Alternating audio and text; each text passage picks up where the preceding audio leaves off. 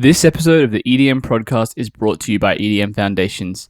If you're a new producer and you're stuck with tutorials and you're not sure where to go, EDM Foundations might be the answer. We've had over 4,800 producers join and level up their foundational skills by practically making 4 pro-level tracks rather than learning a bunch of theory and concept. So if you want to stop wasting time and nail your music, head to edmprod.com/EDM-foundations. That's edmprod.com/EDM-foundations.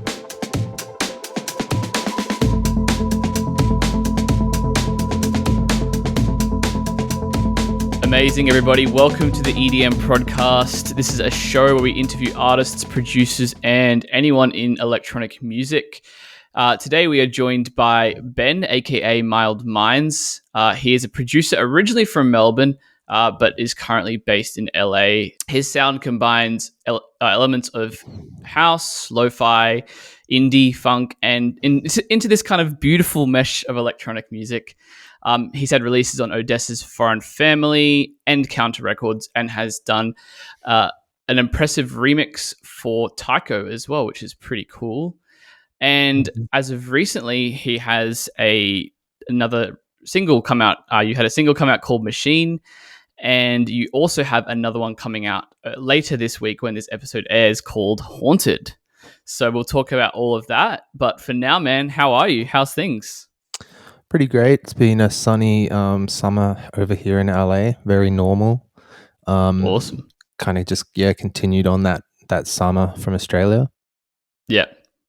Yeah. Awesome, man. Yeah, it's like nice when you can kind of travel between countries and just like have an endless summer. I've been doing that for a little too long, but fair enough. I might stay here even for winter. Yeah, fair enough.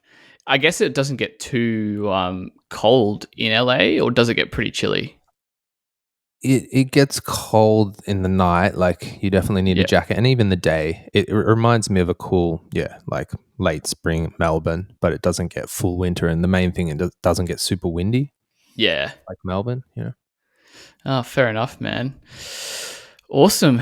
Well, normally at the beginning of the interview, man, we kind of just dive into you and how you got into music, because I'm a big fan of your sound. I really love as I mentioned, the combination of influences you kind of bring and into that kind of semi house context. It's trying in a way to like be a little genreless, because I don't know, that was the point of the project, really, just to be like more experimental and see what happens. Yeah, I think it's definitely evident in the sound of your music, and a label like Foreign Family definitely has like a roster of artists that has this very like kind of multi-genred sound. I think ODESZA themselves is kind of one of those everything pretty much in electronic music. Yeah, exactly. So definitely can hear that coming through, man. But yeah, maybe do you want to dive into us a little bit for like how you got into music? Like, were you always musical as a kid, or was that something that came later on in life? Yeah, I mean, in general, I just liked a lot of creative outlets, basically. It was like going to primary school and just being like, oh, it's much more fun to do sport and art than to do, the hard stuff. So, well, not the hard stuff, but the boring stuff. I was just like, why wouldn't, you as an adult just choose whatever makes you happy or whatever? So it was kind of like something I learned in primary school, and then just started playing around with music when the first software started coming out for that, and like was using FL Studio before it was like a thing. Yeah. And playing around basically, and just, since I was 12 or something. And then it was just so much fun. It was almost like you get a bit of joy out of just creating something and showing your friends, just like come to school, like look at the new song I made or whatever. And I was in a rock band at the time too, so I was just like programming gritty synths with distortion and trying to make it sound like guitar, so I could be like bring the song to our band and be like, let's play this, Yeah, damn, nice. And then just I did film school, and it was just like mildly tragic in the way that like it's like the teachers are always saying, nobody can make it. No, there's like no work in this industry. You're gonna have to step over each other, blah blah blah. And I was at the same time I was doing music, and I got invited to LA to do some gigs and stuff. And I was having that mild existential crisis of like, what am I going to do in 5 years? You know, which was the first time I ever experienced that, and simply just because of how the film industry was and working for free and all that. And so as soon as this other stuff came along, it was like, okay, you get paid well, or well enough, you know, like you don't have to work at a cafe. You can just do one DJ set or something. Yeah. And then invited to these places, treated with respect rather than like the absolute bottom rung, which is what they do in the film industry. Right.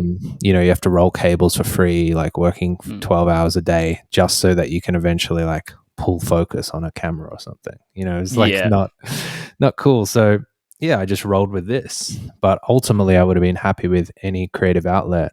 And this is also really useful because you have the control of what you make yourself. You know, with a film, it requires a lot of people, and that was another thing. Just watching like all the cancellations, you know, everyone just not showing up and that kind of stuff. So this was like an amazing way out, and yeah, that's cool, man.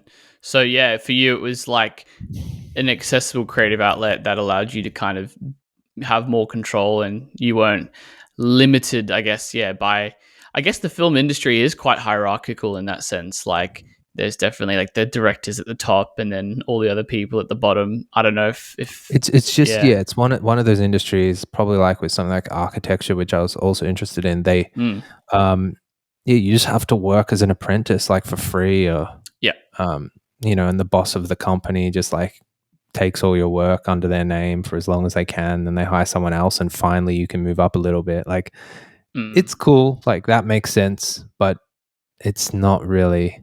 I don't know, maybe I had too much. I think I had a little bit too much ego to do something like that, like or self-respect, maybe you could say. Right. You know, understanding that you're worth a little bit more than that. And I think that's with anything in life. Like I would be fired from any full-time job because I would just be like saying, this isn't fair. I shouldn't be working 4 hours overtime, blah, blah, blah. And then they would fire me. So I'm glad that I found this. Well, that's cool, man. So and then you kind of picked up music for a bit. So at that point, what you just kind of finished school and stuff like that, like what did things look like when you started to focus on music, and like how long was that journey before, I guess, you know, you've gotten to where you are now? I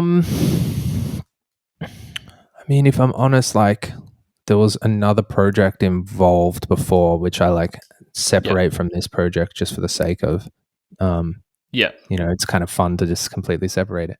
And that was the project that got me out of, got me out of uni, got me started. And that was probably within like around 18 months of starting uni. So around like 19, 20, things were starting to look good. And, by 21, I think it would have been, I was just fully out, just doing music.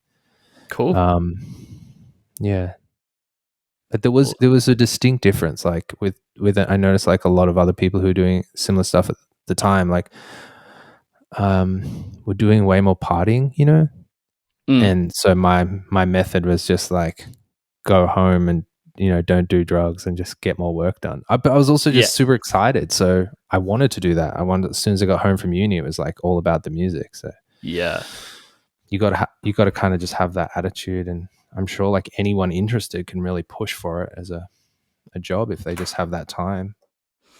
It's kind of funny. I've thought about this a lot, like, you know, especially in electronic music, like obviously it's quite a broad spectrum. So you have like, you know, the more dance music side of things, then you have like the more, you know, listening electronic music side of things. And I think regardless though, like all the people you see on stage at like, you know, at clubs or at festivals or like playing shows, it's like a lot of them probably didn't get there by like, Well, I mean, networking and stuff probably played a role when they went out and stuff, maybe, but a lot of the time was actually just time spent in their rooms making music when they weren't going out and doing those things. Yeah, It's kind of exactly. ironic. I mean, I did see a lot of networking going on that worked really well for a lot of people, and I was Yeah, like terrible at that. I didn't even think of that as an option. Like it was just sure, more yeah. like just for me, I was just like making the music, and it was really fun socializing, going out. That was the main thing, you know. I was Yeah, doing that 3 times a week, so I'm not going to pretend I was, not doing it. But yeah, yeah, I just wasn't going till like 7 a.m. 3 nights a week, sure. and yeah, but the networking side is huge and essential. Like I've only started thinking about that probably in the last 5 years, and Yeah, it was just like, just being friendly with people rather than like in your own little bubble is just very yes, helpful. So that's a huge thing in these days, because to differentiate yourself because there's so many more musicians and so many more artists. yeah, So, but yeah, ultimately you notice that there is a consistent theme with like some of the best artists are the ones that like live in their own bubble and just like make music, like Kevin, like Tame Impala, and yeah, even the Avalanches, like they're totally. just hidden away for 20 years almost. So it was like, I think to be original, there's a requirement to like almost ignore trends a little bit and ignore scenes.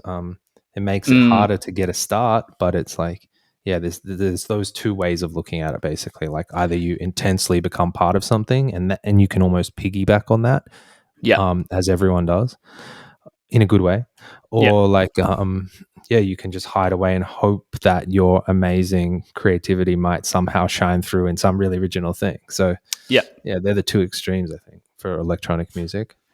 Definitely seems that way because I know, yeah, like as much as I'm also a big proponent of networking, I think it can increase your chances, and it's not something that came naturally to me either as an artist. Like it took me a long time to get used to that. Like I'm an introvert by nature, Mhm. funnily enough, but like it definitely helped. But yeah, there are people who don't do that and they still manage to, yeah, it still manages to work for them. I think just by really focusing on the quality of the art and Yeah, they got to be really good. like That's the thing. really, So really, really good. Yeah, yeah, and just like so, like what's the word? So good they you can't be ignored. Pretty much. Like basically. yeah. Um. So yeah, look, both approaches work, and I think yeah, finding your strengths as an artist and kind of making them work for you is a good approach. You know, if you are an introvert, there's things you can do to make it work. You know, Hmm. for sure, man. I am curious to ask as well, like for those people who are listening and might not know, like in terms of you're obviously an Australian artist, like you were living in Melbourne. Were you living in Melbourne? Like you grew up here and stuff like that too, right? Yeah, yeah. So I didn't Yeah, leave there till I'd had at least 5 years kind of in the music industry, I think. yeah, And so I was in an established enough position that I could do that. And I wasn't intentionally trying to leave forever. It was meant to just be like writing an album overseas, you know? sure, And I got very tempted by the like, uh, I don't know, like I think like the way LA looks aesthetically and everything was something that I was always into. yeah, Super like clean and bright, and well, not clean, but bright colors and simple colors and yeah, things like that. Which Melbourne's very like gray and dark, and I don't know. Never really gravitated to that. So there was that side of it, and then there was the scene side of it too. Like I noticed quickly here that even if people just knew that you did something, mm, that or that were successful in what you do, they were like aspire to, or they appreciated it. Whereas I yeah, had, at least for like a few years before that in Melbourne, felt very like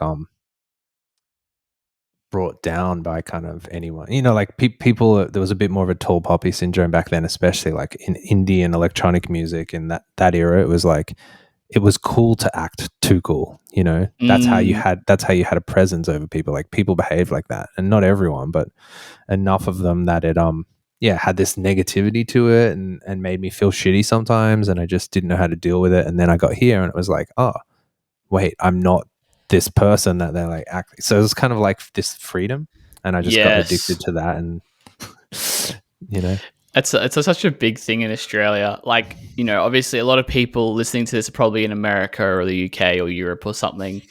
Um, but like in Australia, like, yeah, I if you're think the kind of, UK is a great example of somebody that has it too, just to throw that in there. It as kind far of as yeah, does have a bit of like scene snobbery as well. I feel yeah. like, every country has its like negative side of the music industry, I think. Probably every Like, small town, yeah. We just might yeah, not be aware. Like, totally. Yeah. I mean, yeah. America, I was talking to a guy called Anki, who is actually from the UK. His episode's coming out next week after this one. And he was like, yeah, the problem is in the UK, like, just, it's just a scene snobbery thing. And then we are talking about America. Like, the problem with America is that things crash and burn really fast in America. Like, you get these mega trends that kind of like grow really big, and then That's suddenly, like, interesting because I feel differently about that being here. interesting. I feel like, with my other project, we were able to sustain long momentum here easily. Right. In Wow. Australia, it had way more of a like spike. Like everyone in Australia wants the newest, best thing all the time. Right. I think more so. They have way less loyalty, and Interesting. um, radio is partly involved in that, but it's more just like just like a youthful Australian mentality of like trying to be onto the newest thing all the time. And Yeah. yeah, and whereas I felt in America and South America and things like that, it was actually like you could literally do nothing for 3 years and people still like you the same amount. Really? That's Yeah. fascinating. Okay. I've never heard that, but that's I guess, yeah, if that's your experience, and that's really interesting because Hmm. yeah, I think that there are still a lot of people like yourself who definitely move over to the US because there is, more longevity, I suppose, in that scene because there's more support in places like LA for the music industry. So I guess there has to be something good about going over there, right? There has to be a reason why everyone does move. So Hmm. It's like Berlin or something. Like it's a yeah, good base. yeah, So when you can have a base that there's 25 cities around, a few hour flight, yeah, whereas Australia is really limited to those 4 or 5. So you just generally go very hard for um, 3 to 5 years and then you die out. Like that's kind of, you either have to become more commercial or you die out. Like it's very hard to sustain a mm, certain level for too long in Australia. And if you do, you just become not cool instantly. Like that's just how it works. Like once you're 3, 4 years in, unless you're doing bigger, better things, you just become old news. So yeah. yeah, I feel like I don't know, it's different. It's very interesting, man. That's cool. I want to switch things up a little bit now, and I want to talk about your kind of writing process and production. Hmm. Um, I wanted to start off by asking, like, do you use a lot of like instruments in your writing process, or are you mostly in the box? Like, what does that look like for you? Yeah, mostly in the box. A bit of I use this synth analog keys on the first Yeah, album a bit. cool. Um, and yeah, other than that, like mostly in the box. Yeah, It's real, no, but I use a lot of plugins that represent actual gear yeah, like more. the analog emulations. Yeah, and things like that. And I used to be a bit eye rolly with them. Like I didn't think they did too much. I was like, oh, what's the difference between an Ableton delay and a space echo? I can do that with the Ableton delay. And it's like, Yeah. nah, as soon as I started using these interesting plugins that just gave things more grit and depth and weirdness, that Mm. was where the character came from. So Right. Yeah, like adding there is those subtle differences between just like a clean delay and like, an analog kind of emulation. Like you with definitely like can. saturation in it and yeah, a bit Yeah. of modulation things. But yeah, I don't think I would ever make a song if I had to use only analog gear. Just wouldn't happen. Too slow.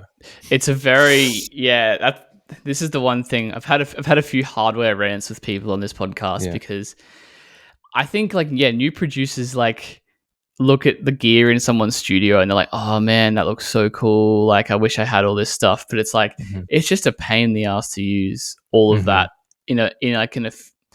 not that music's all about efficiency, but I feel like your workflow and like getting your ideas down like fast before you forget them is very important. I feel Oh like yeah. half the time, And the like if older I you did, get, the quicker you forget them. So yeah, like yeah, it's just and in this day and age with like turnover, you got to be quick. Like so yeah, It's like some Maybe. guy is like, you're like jamming out in your fully analog setup, and some guy is just like banging out pretty much like still really good tunes without doing that Mhm. all in his Yeah. computer using the same things, but Yeah. the plugin versions. And it's like, you know, yeah, Mhm. it's hard to balance. I know some people like hardware and it's fine to use, but yeah, definitely it can become like A burden. a burden if you are fully reliant on it. I agree. Mhm. And Yeah. there, I've at first I didn't really know notice the difference, or I just used to say that there was no real difference anyway between like a emulation and a real synth. And then I actually got in the studio and like saw it, and I was like, "Fuck, okay, yeah." You can hear the way that the waves are combining with an analog synth because it's Yeah. coming out through circuitry in this sense that it all joins together first.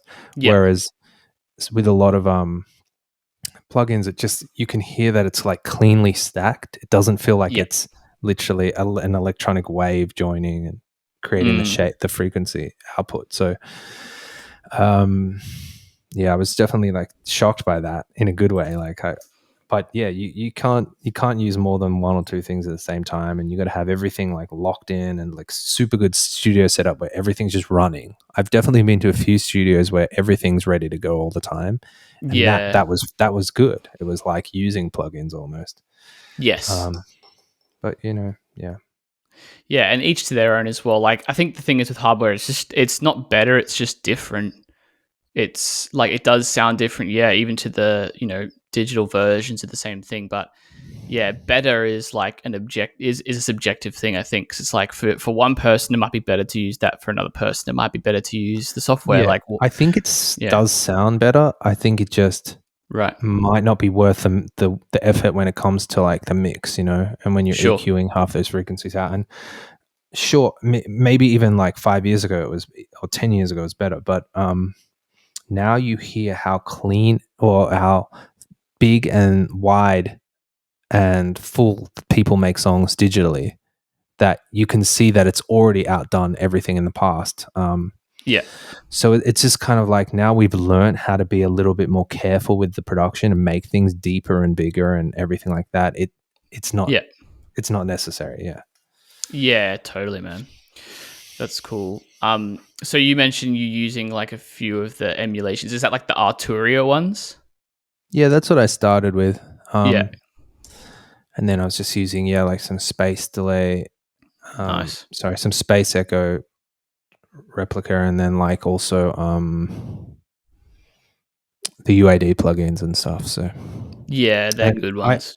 the Arturia bundle now has a whole effects bundle, so that's pretty good too. If you want like old school flanges, like the biphase and studio chorus, and Yeah, they have all of those now with Arturia as well. So it's probably a pretty good overall pack that just covers those things. yeah, exactly. Yeah, there's even like the DX7. There's the Hmm. Jupiter one. There's a few out there. So in that pack. So yeah, it's definitely a good shout if you're wanting something. I think also another one is good. That's good as Diva. Like, I don't know if you've seen Oh Diva. yeah, 100%. Yeah, it's That I like kind used of that on the first album, like nearly every song. So yeah, because it kind of combines like the best of all of those different ones hmm into like a nice interface. So it sounds hmm really thick and full, but yeah, is yeah. friendly to use on the computer as well. I couldn't recreate the sound I made with Diva. I was trying to do it live, and I'm like, what the hell? So Yeah, I mean, I could if I got another synth, but with the yeah, synth that I was using, I couldn't do it. So yeah, it's like, I mean, that says a lot. You can just do a lot with that one plugin, and mm. um, that would probably be the first thing I would suggest to buy for anyone who wants to make analog sounding sounds. And it can go in so many different directions, like you said. If you Yeah, just study that and you know how LFO works and you know how modulation works and you learn those things, I mean, you could do everything with that synth. So yeah, exactly. So it's a good one for those sounds, man. Another thing I've noticed is you also do a lot of your own vocals on your music. Is that something you've always done? I know you mentioned you used to be in a band. I don't know if that was kind of part of the reason you kind of gravitated towards doing that. Yeah, do you want to dive into that for us a little bit? I can't remember why I started singing. I think it was because, I only started with this project pretty much. I Yeah. did a little bit of it before, but I didn't really know what I was doing. And yeah, it's gotten better now to the point where I feel more comfortable with it. But I think the intention was that, kind of like what we were talking about before, in terms of trying to like go really down your route of what you are, what your voice is. And I don't mean literal voice. I just mean like kind of metaphorical voice. Like, what Yeah. story can I tell? What are the emotions that come out of me? Yeah. And I've always like gravitated to like really nuanced, melancholy stuff in terms of my favorite style of music, but I actually like didn't really make that often.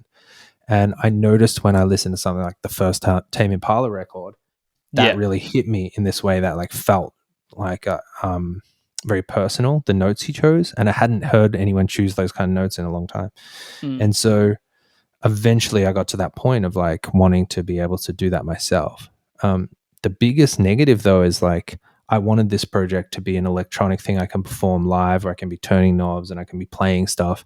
Yeah. But as soon as I started playing live and had to do the vocals, I was like, oh man, like I can't move away from the mic. Like this is a joke. Like I can play Yeah. like one thing, turn one knob. Otherwise you look crazy trying to reach over there while you're turning this knob. Like it's too many things when you're just stuck on the mic. Like Yeah. not Unless you have like a headset mic or something, which they don't always sound the best. yeah. So it's pros and cons, but ultimately it's about, for me, the released music, and just Yeah. trying to figure that out, like how deep I want to go with doing the vocals. Like somebody like Caribou, for example, Yes. does all his vocals and occasionally has other people. So I kind of like that, or Mm. but it would be so much more liberating to just not sing. I'm pretty sure, like you would just be able to make a dance track and put it out. Yeah. Um, Yeah. but yeah, that's a sacrifice of like, if you want to do something that's more nuanced in your own Mm. direction and flavor, I guess. That's interesting. Something I've been experimenting with a bit is like that, because I'm a drum and bass producer, but not many people in that space are like singing on their own tracks. But For sure. Yeah. it's like a very back and forth relationship I have with it too, because I'm like still getting used to the sound of my own voice, and then it's like, I don't really want to have to like sing these live. I mean, I'm still doing DJ sets, so it's like Mhm. hopefully I won't have to. But I definitely know what you mean. There is like some things down the track you have to consider when you are, singing on your own music for sure. Yeah, and I think it really depends on the scene, because Yeah. I've noticed that in some ways I'm taking my options away in terms of like being part of a certain dance music scene, because none of Yes. those artists would do vocals, their own vocals, or maybe they would, but not in this kind of like dreamy, melancholy way. Mm. And so that's been hard for me, that I want to like be part of something, but I want to be something original as well. It's like, it's not exactly a crossover, but when you look at like, I wish I could think of more vocalist ideas, but I mean, like somebody like Fortet does his own thing, but Yeah. he doesn't sing, and Yes. he is original, but he also is part of like a world. That's kind of cool. Same with like Floating Point, Yeah. and Bonobo is somebody who doesn't sing and is also capable of doing something really original. So Yeah. yeah, I think I might like slowly back it off. It's hard. It's like two different worlds. It really is, trying to combine two things. Yeah, I think at the end of the day as well, it's like you're doing it. It seems like you're doing it because it's another expression tool, but it's not like your music, because obviously you release music that doesn't have vocals as well. So it's not Mm. like you're not like branding yourself, I suppose, as a singer necessarily. It's just part of what you do Well, you have to think sometimes. about that. You have to be Yeah. like, do I want to brand myself as a singer, or not even as Yes. a singer, but as a project that I will be on every track. Yeah.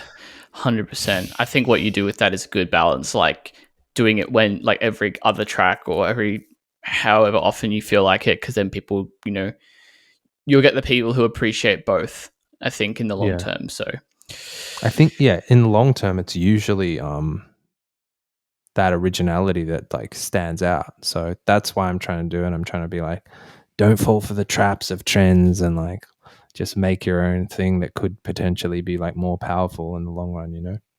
Totally, man. As I mentioned, I've had a few artists on recently who are also in this world where they're like blending genres, and as a result, yeah, it's hard to put things in a box, you know. And I'm Mm. sure you may have experienced this because, you know, the music industry tends to be very like boxed off in a lot of ways. Like you fit into this scene or you fit into, you know, this world, and obviously you're someone who kind of breaks out of that. So I'm curious, did you kind of struggle in the early days when, especially with like the Mild Minds project, like was that difficult to kind of find your path and your footing, or like was it easier? Like I'd love to hear your thoughts It on that. was easy because I didn't really have a plan other than um, wanting to just experiment with no Mm. restriction. So Yeah. I didn't listen to half of the music that influenced this project before it. Yes. And there was like this really big crossover period where I got a new laptop and I said to myself, you know what? I'm not bringing any of this trash from this old laptop like you do every time. Well, Yeah. not everyone does it, but I did it. Where I'm trying to get the exact same plugins, bringing all my sets over, all my old music, like all of the iTunes stuff. Like I was just like, you know what? I'm going to start fresh, see what happens. Yeah. And that kind of like cleared my mind um, Sure. enough that I was like, okay, what else can I add to this? And I was like, why don't I listen to music that I would normally be too snobbish to listen to? And not snobbish like I think my music's better or something, but more just like I had resigned to not listening to that for like 15 years just because 15 years ago I didn't think I would listen to it, you know? So then Yeah. I just never opened up. And then when you get sick of kind of other stuff that you've been listening to for 15 years, you're like, what else is there? And so you Yeah. can come full circle and like open up to these things. Yeah. Right. So yeah, that happened at the same time as getting a new laptop, getting Spotify, which was so funny because I don't know how I missed it. You know, how it took me till 2017 to like really get into Spotify. Sure. You know, when I was DJing all the time and I was like asking people like, how do I find tracks? Like, this is so frustrating and hard. Like looking on Beatport's bullshit. There's no blogs. Like, how am I supposed to find any music? And then I got Spotify and I was just like, oh my God.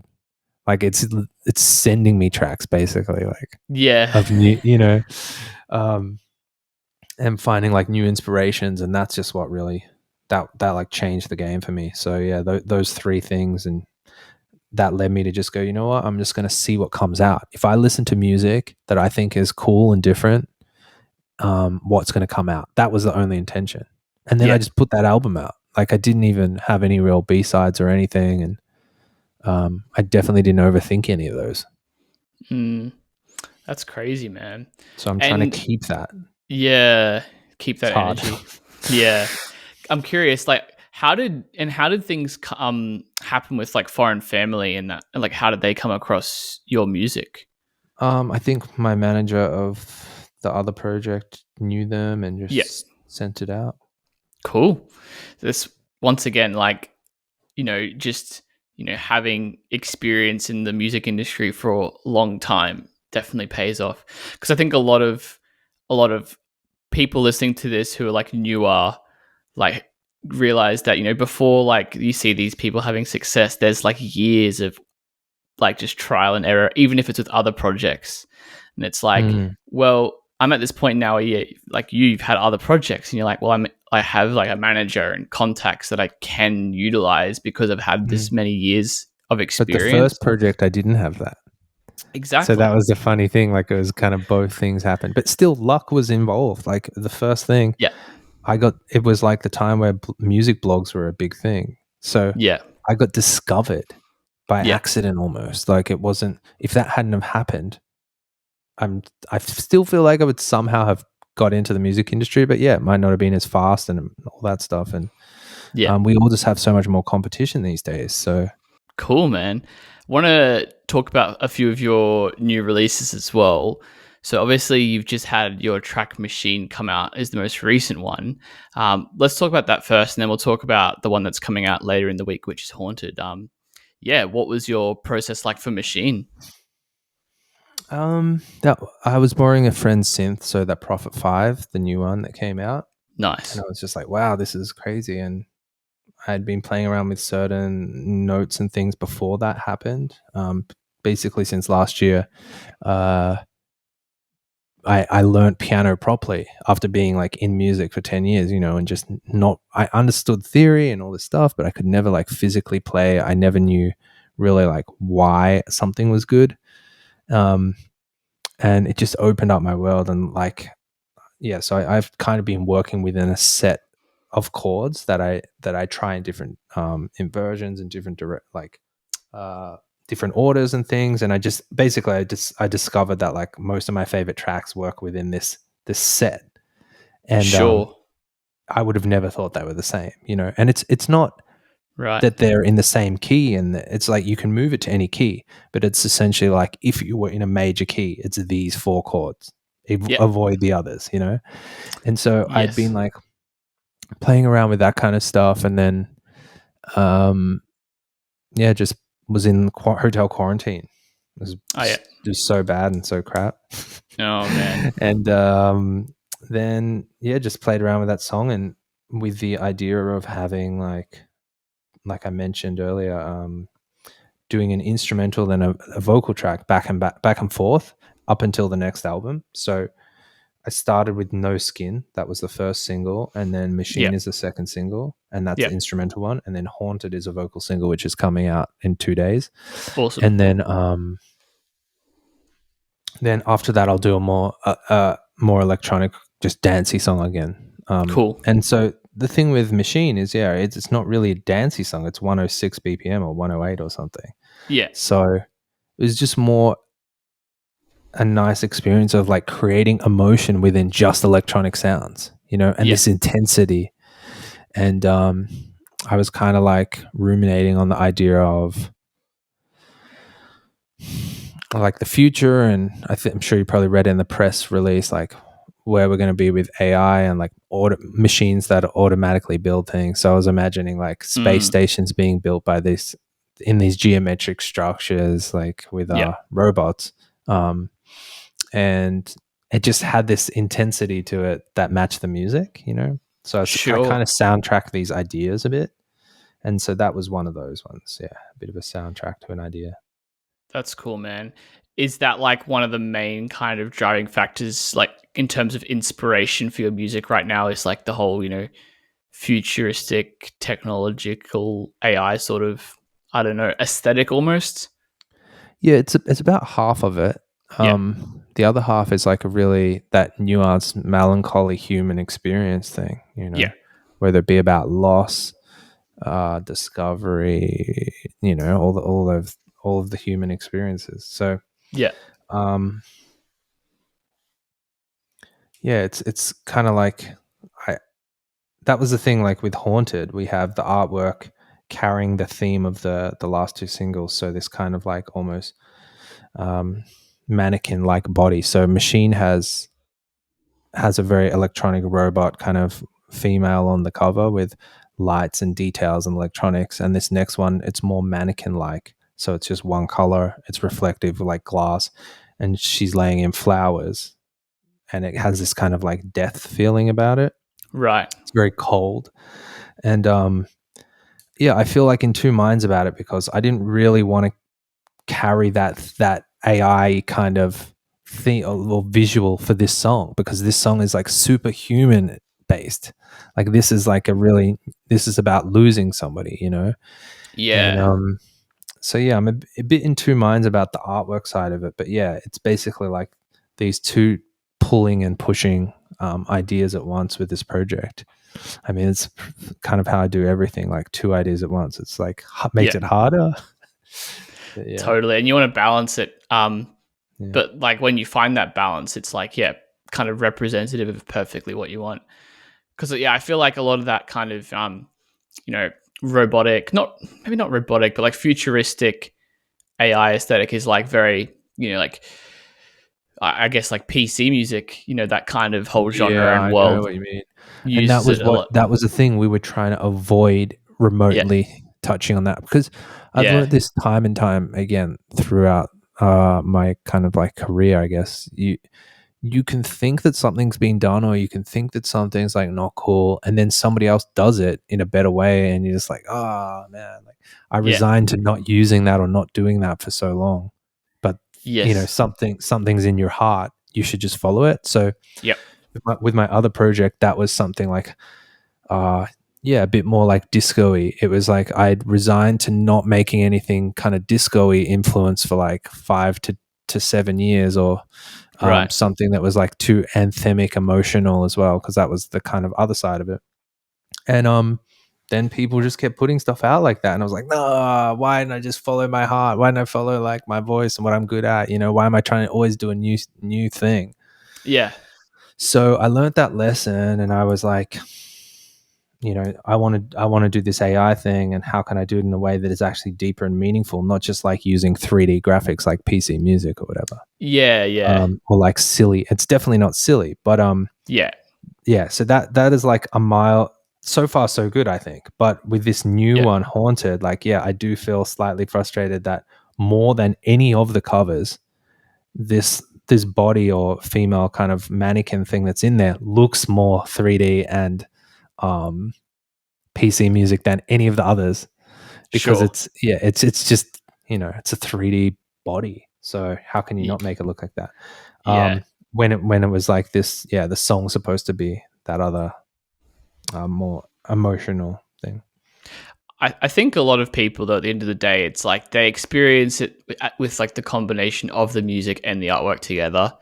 Mm. Like it'll have it could look like that just as a picture, but like with the music as the context, it will have like a different kind of evoke a different response. I feel like, Yeah, yeah, usually that's part of what I'm saying as well. Like, yeah, if you can create an overall arching thing that's stronger, um, only the people that are aware of PC music would even relate that. But mm, there is always a subconscious current of like, you see things around, mild trends, even if they're not like something that you're interested in. So you do like you have. I don't know if you even like PC music, but you're I don't aware of really that. listen to it a lot. No, Yeah, yeah, exactly.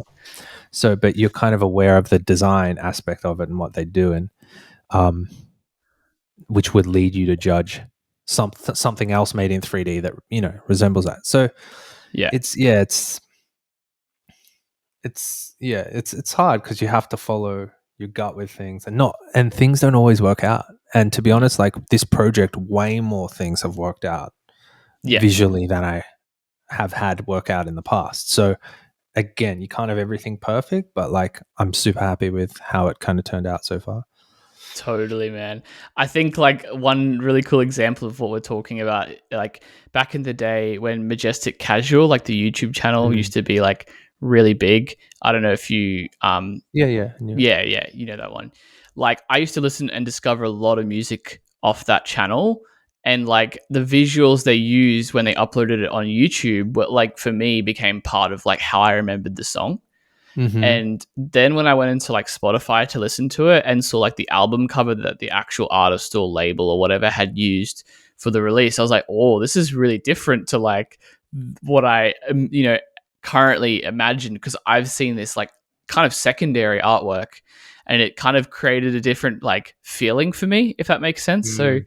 the visuals that your music becomes paired with, whether intentionally or unintentionally, yeah, makes a huge difference, I think. So, um, yeah, very interesting. Hey, Mm-hmm. yeah, Yeah, it's a hard one to juggle because you have to submit something at the end of the day, and if you're not happy and you've spent like $1,000 on it, what are you supposed to do? There's like totally, you can. I don't know. I think I've been really lucky this time around that a lot of stuff that I've been happy with a lot of stuff. It's that's usually awesome, not the man. case. Yeah. Yeah, it's always that battle of like figuring out what you like and hoping that it resonates with others as well. Mhm. So, And it's also that idea of like what we're saying before with vocals or not and fitting into a yeah. scene. Like this song that I've made, do you know Sebastian Tellier?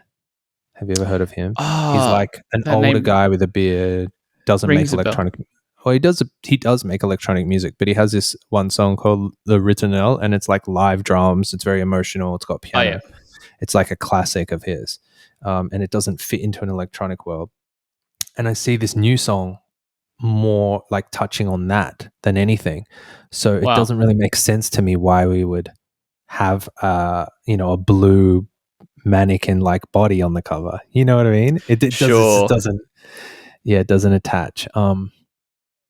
But yeah, I mean, I've definitely seen bad artwork and still loved a song. Yeah, yeah. So we have room to move.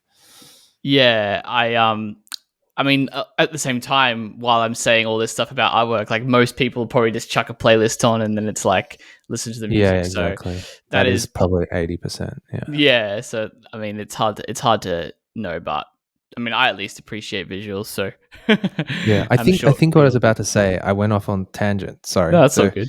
yeah, with the idea of like the vocals and the scene and things like that. I think Yeah, that, for example, this cover doesn't fit the scene that the music fits.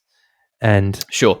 like you've said, people would judge based on like the art a little bit. Like, does Mm, it fit into this scene? Because I would never like that art or this or that. So that's the most frustrating for me. It's like if you get the art wrong, you can turn people off. Like that. That's of a good song. So yeah, it's actually such a good point. Like, yeah, it's a hard, it's once again, it's a really hard balance. I think it's just like mhm. trying things because you still want to do what you want to do at the end of the day. But you also, I mean, the positive spin on it is you could get people appreciating your music who normally wouldn't as well, I guess. So Mm, that's what could happen too. But exactly. Yeah.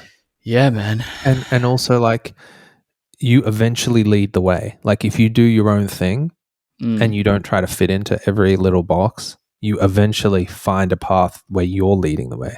And if yes. everyone starts to jump on you and you become a hot artist for a moment, Yeah. then you're the one leading and you can utilize that in your favor to push things forward and have people follow you, you know? Yeah. So that's kind of like ultimately where any artist should want to be at. Um, Yeah, man. No, that's a good point. Awesome. Well, yeah, man. So you got obviously a lot of these last two singles coming out, which is exciting. I'm curious what because obviously you've had a album come out um in the past. You had Mood. Everyone can go check that out in the show notes for this episode, as well as the other singles we mentioned, of course, as well. They'll all be linked there. But yeah. I mean, apart from that, what's coming up in the next 0 to 12 months for you? yeah, so a few more singles. I think Yeah. there's going to be a total of 5 singles. Cool. As I said, jumping between the dancey instrumental and the vocal song. Yeah. And then we hit the album, which I'm going to be working on. I'm going to have to wait till about June next year to work on. Okay. Um, and then, yeah, try to focus really hard for a few months there. Yeah. And we'll be leading in with a few singles there. So I imagine that there'll probably be another 5 or 6 singles over the next 12 months, and then an album coming out the end of next year. Touring wise, I mean, there's not much on the horizon because touring's just still up in the air. I mean, I've had so many Yeah. good friends actually go out on limb, book a tour, and have to stop halfway because one member gets COVID or Yeah. the staff get COVID. So it's just like it's too high risk. But Sure. I'm liking it. More chance to create. Yep. But hopefully we can come out of this like with a lot happening for this project and be able to like jump into something. Totally. Have you got like kind of a cool live show in your mind sort of planned or? I'm just really like, for example, previously I've done a lot of support slots, Yeah. and that was like such a breath of fresh air because I'm used to like all the pressure being on us with our other project, and Yeah. just opening for somebody was such a great way to like practice and not feel extremely stressed. So I'm probably going to keep it simple like that for a while, where it's just me on stage, no visuals necessarily. And yeah, hopefully if things go really well and it's looking like it's going to pick up to do our own tickets, then yeah, it'll be. I'll think of a good live show then. But right now I'm just focusing on the music. Totally, man. That's awesome. No, well, everyone keep an eye out for those singles and yeah, potential potential shows. Hopefully, once all this stuff starts to settle down. But yeah, man, this has been super fun. I have one last question that I ask pretty much everyone who comes on here. Kind of a bit of a fun one. If you had a time machine, in terms of like your musical journey, what would be one thing you would go back and change if you could? I feel like with this project, I can't say that yet. It might be too soon. Okay. Yeah. I'm actually like quite comfortable with everything, but maybe I can use the old project as an example. Sure. Yeah. And it's a huge lesson, and Yeah. that's what I've utilized those lessons into this. Yeah. So yeah, I would just argue that trying to like follow trends and not be yourself too much is like it just is a bad move. Like you're so for me, I think going off on that tangent and constantly chasing things as opposed to leading, which I had the opportunity to lead with the last project, that was the biggest waste of time, probably, I would say. Right. Because you're always chasing a tail, and I was also very slow at producing, so that was another thing. But you can't really change that, can you? So, I would say for everyone to work hard at not caring too much about what other people think. Yep. Because you're just going to lose yourself ultimately. For sure. Yeah. That's great advice, man. We before I hosted this podcast, we had Kashmir on, and like obviously he's like a really big in like the kind of EDM space in general. And like when he was, he produced a song like a G6, Far East Movement, and said like, that was a great, huge success, but it just didn't fulfill him. So even at that level of like crazy success, it just, I'm sure you found that the same. You can have like success with something that doesn't represent you, and you still don't feel like, that fulfillment maybe. So yeah, it's a good lesson to remember for everyone out there. And I think like listening. Yeah, so even with lockdown and last year, basically, that was a huge awakening, I think, for a lot of people to realize like that trends, that fashion, that all these transient rush of everything that's happening so quickly and moving so quickly these days, that stuff's semi-irrelevant. And we had such a cool-off period that like new fashion didn't really come out, didn't change. Design and music trends kind of just went more spread. Like they became less trend-based. It was more just like everyone can do their thing. Yeah. And so that mixed with that regret that I told you about made me realize like, okay, I don't have any more time. Like I don't have any more time to fuck around. Yeah. What can I make that is special? And so even with the other project, I'm working super hard to just have an album that is this unique story and experience that nobody else can recreate, because then I have a reason to exist, Yeah. and I think that's where the fulfillment comes from. So if there was those two lessons combined, and I think a lot of people probably felt the same last year and learned like, hey, like even when clubs were closed, people were like, wait, I'm a club music producer, what the hell am I supposed to do? Yeah. And I think that made people think about the deeper stuff that they could also be doing as well. 100%, man. It's I think it's definitely impacted like the type of music people write, for sure. Definitely a lot more melancholic, like reflective music has come out in the last couple of years now. I think I love it. I love that kind of music, so I can't complain. But and a lot of people went and did ambient projects and stuff. It's kind of funny. Yeah, definitely, man.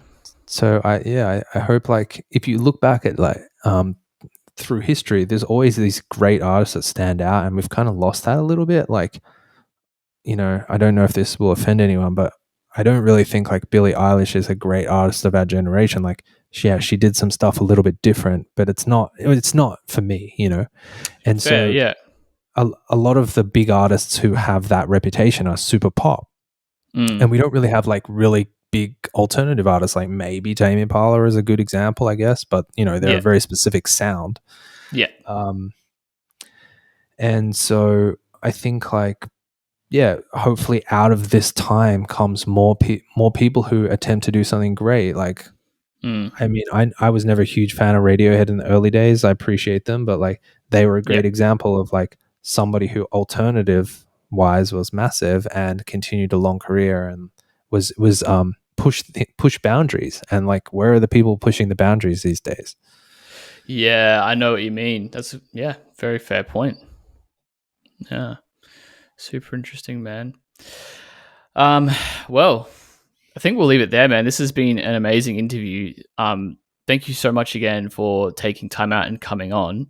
Yeah. If people want to go check your stuff out, where can they find you online, man? Yeah, just the usual Mild Minds on Instagram, on Spotify, and Apple Music. Sweet as, everyone. So yeah, they'll all be in the description.